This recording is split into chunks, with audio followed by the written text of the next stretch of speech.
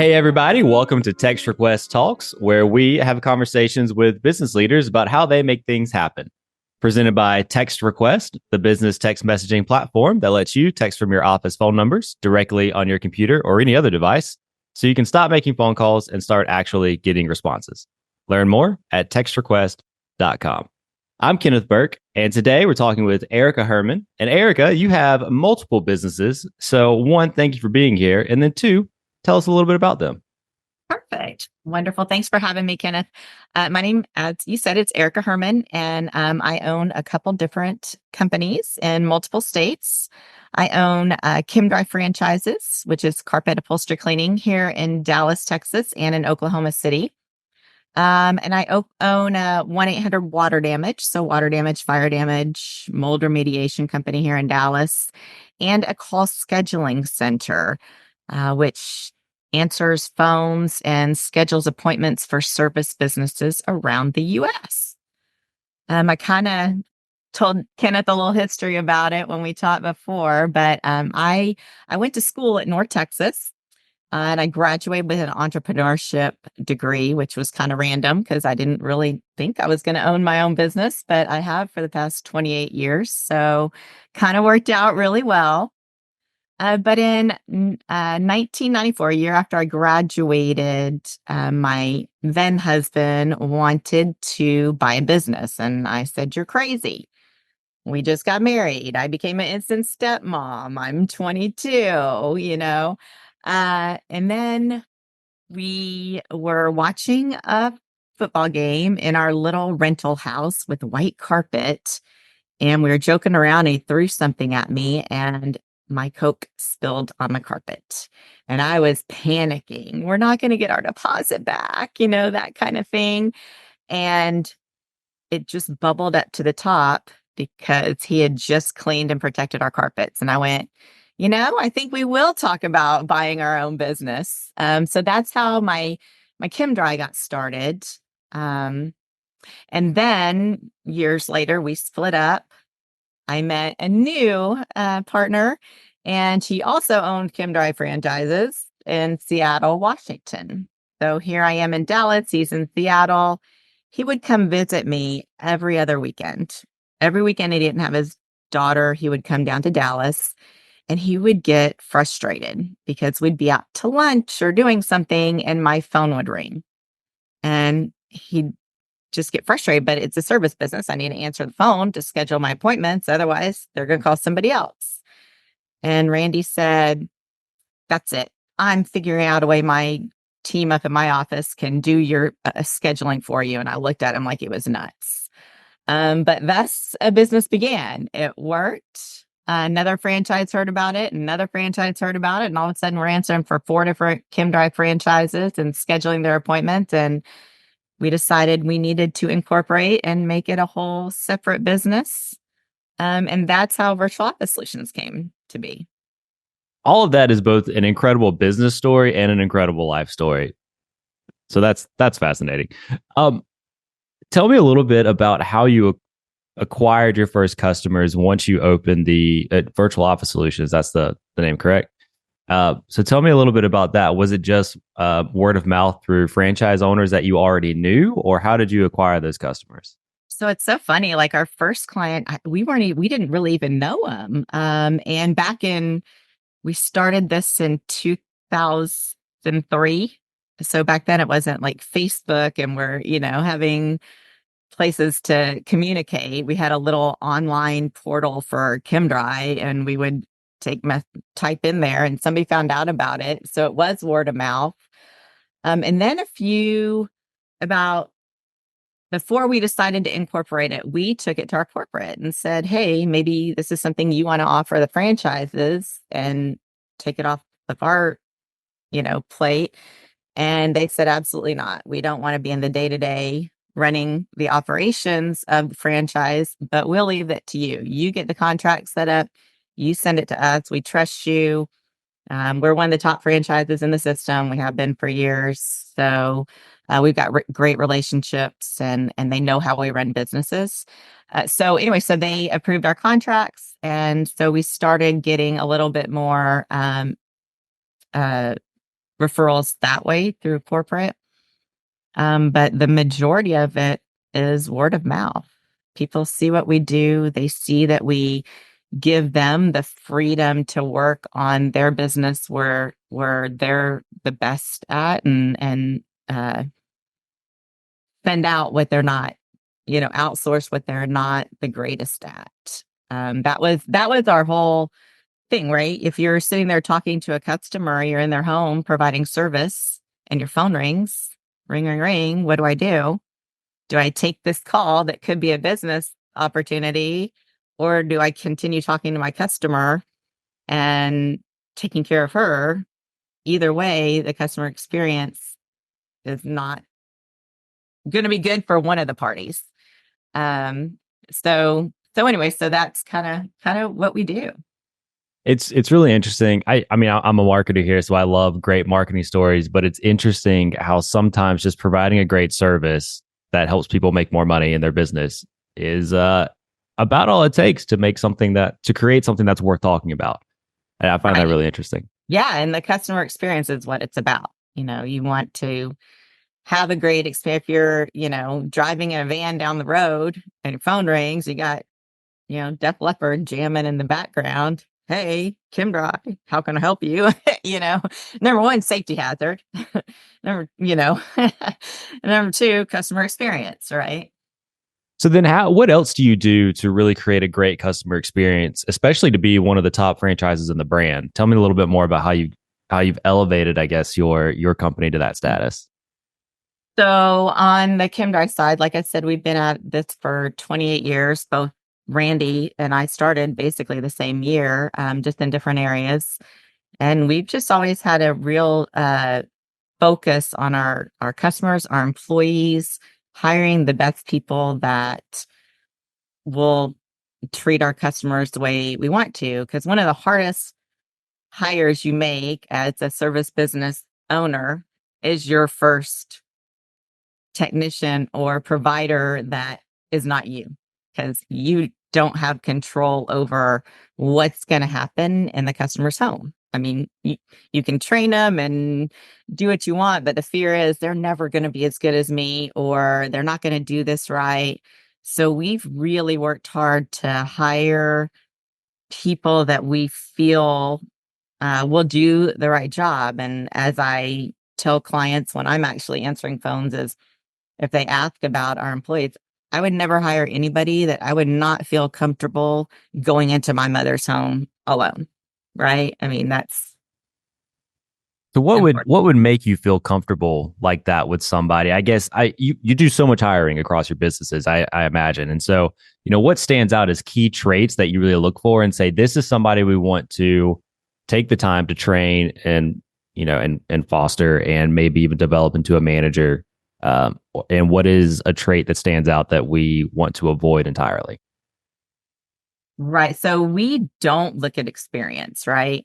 In fact, unless you've got ChemDry experience, we'd prefer not to hire somebody from another competitor, right? Because they could have their bad habits or traits that they've just done. So we prefer no experience. Let us train you from the beginning to the end.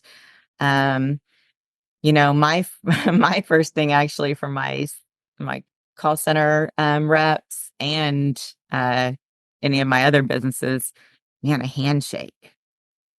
Come in and be strong and be confident. Um, look me in the eye and just have that authentic integrity kind of, and you can tell, people can get by you sometimes, and it happens. But you can usually tell by the way they present themselves in an interview, if they're, looking at you, if they're making eye contact and having conversations. Um, but you can train everything else, right?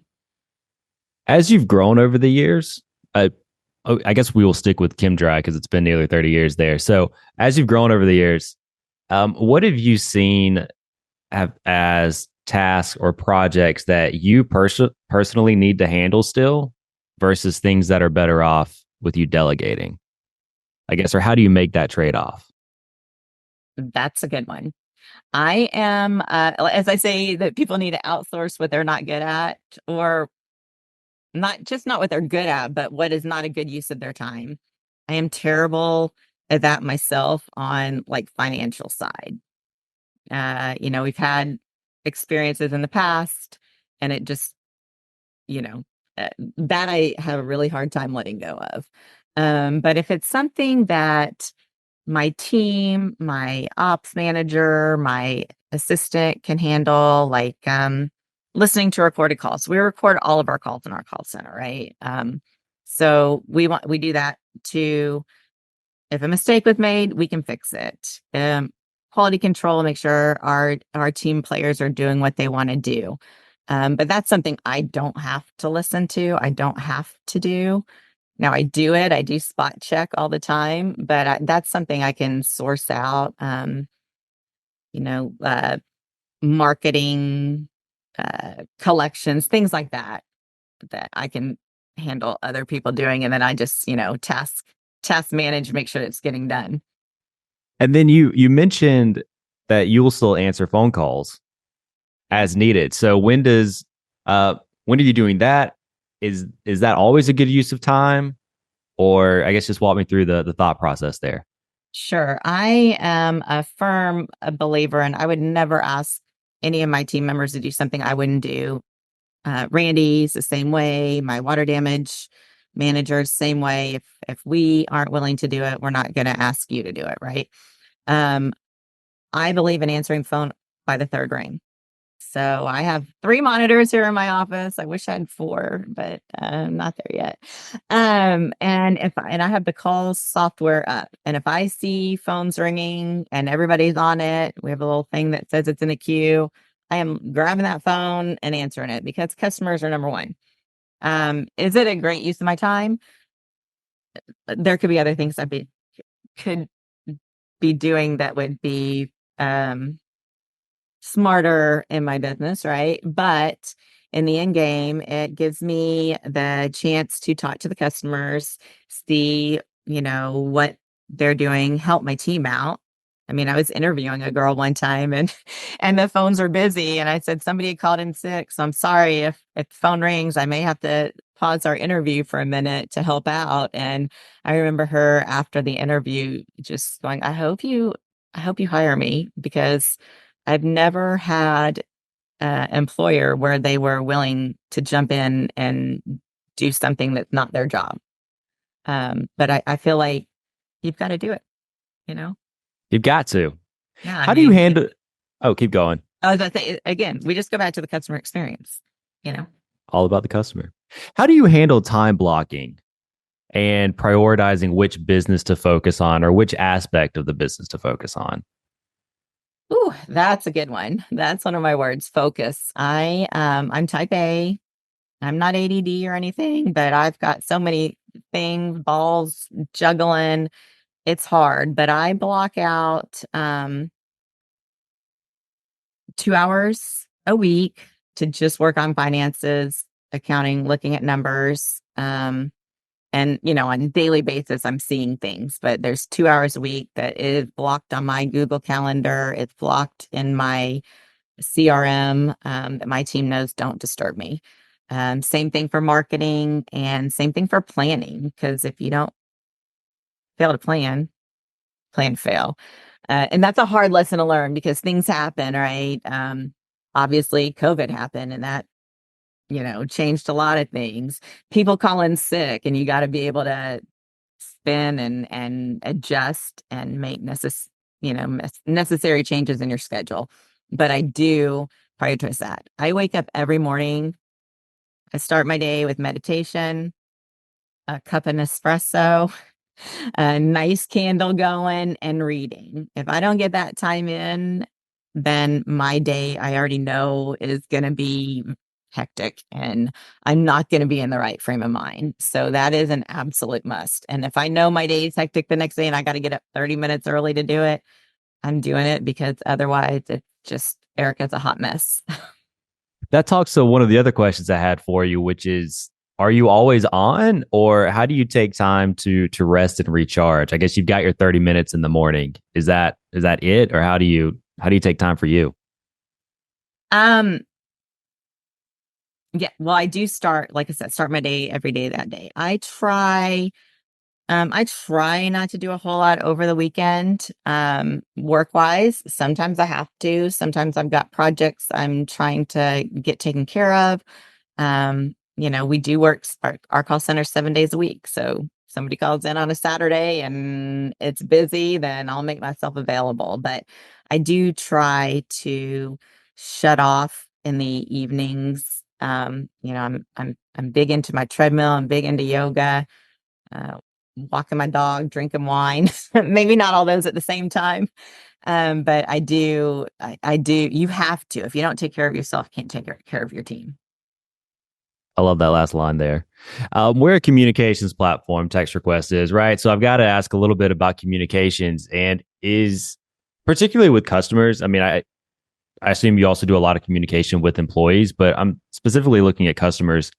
Um, what works best for getting them to engage with you, with your brand, whether it's ChemDry or 1-800 Water Damage? And then what works best going the opposite direction as well? How are you able to connect with them?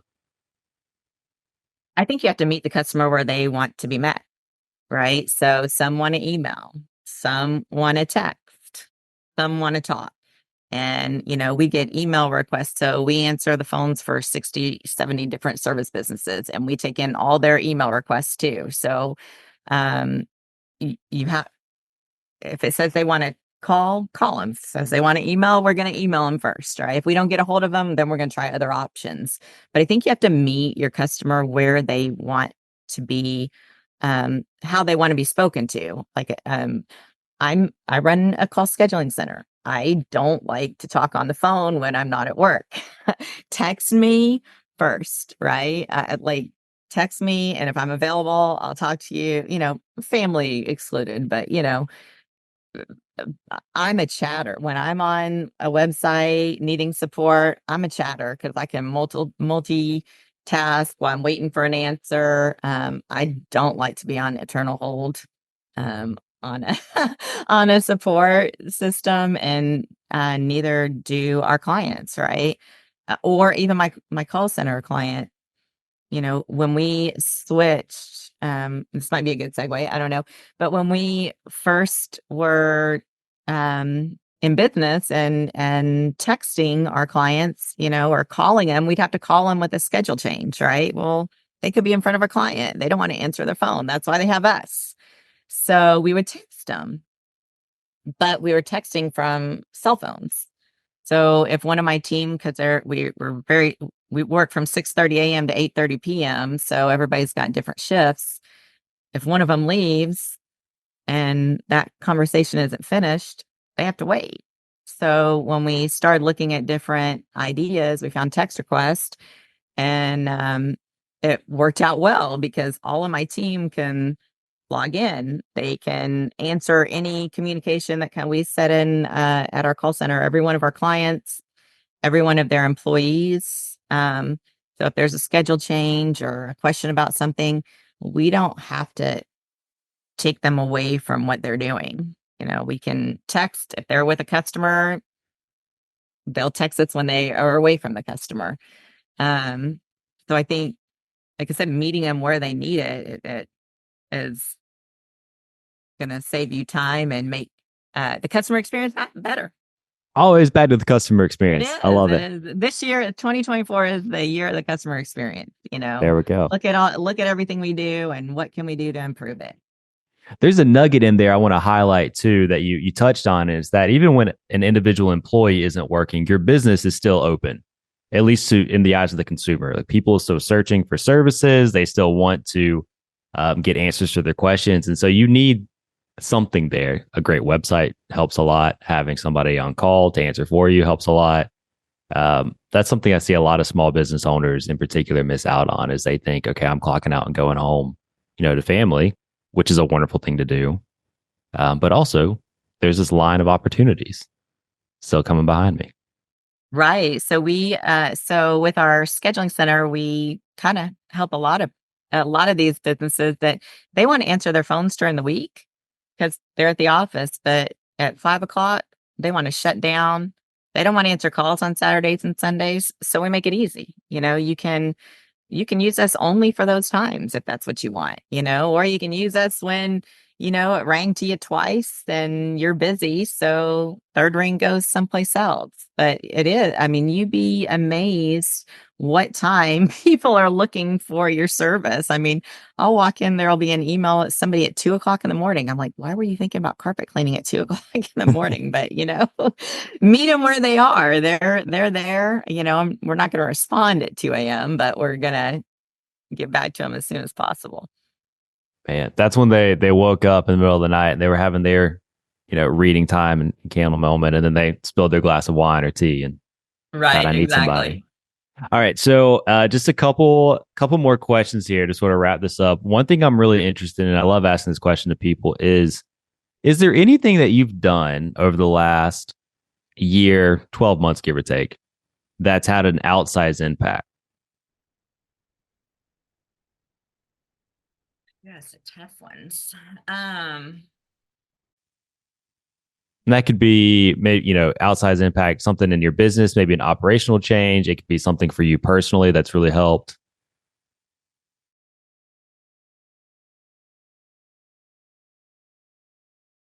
I thought I was all prepared for this. I think for me, well, I've done two things. Like I said, I'm a voracious reader. I read everything from fiction to nonfiction to, self-help to business, you know, true crime, whatever I can get my hands on. I'm always reading or listening to a book. If I'm in my car, I'm on my treadmill, I'm walking, I'm listening to something. Um, and I get nuggets all the time. Last night I shared one with we answer for a therapist office, and me and the head therapist were talking, and she was having something that she needed advice on. Even therapists need advice, right? And I just told her something that I'd read in a book the night before, and I had to jot it down. Darn it, I'm not going to remember the words right now. But it was in a fiction book. You never know what it's going to be. But it was basically talking. Oh, I got to look it up. I'm sorry, but it was a good one. Stay in the present. Solve the problem right in front of you. You can't fight a war with a distracted mind. So when you talk about me and all these different companies, right? You're right. There's all kinds of things, but if I focus on what's right in front of me, then I can move on to the next thing. So I would say reading helps me immensely. Learning to time block has been a life changer. Um, and investing myself in coaching. I mean, you can always improve. And hearing from outside people outside your industry have different I'm in a mastermind group and we meet every other week, and it's great because all these people are in different industries, and we always leave with some kind of um information that we wouldn't have thought of on our own because we're so stuck in our box, that we don't always we just see, oh, this is the way we've done it, this is what people in my industry do, but try this. Have you ever thought of doing this? No. Let them be open to different, thinking outside the box, different ideas from different sources. Okay, well that was incredible. So that's actually a great place for us to end. So Erika, thank you so much for your time here, and thank you for all this great advice. Awesome. Thanks so much, Kenneth. See you soon.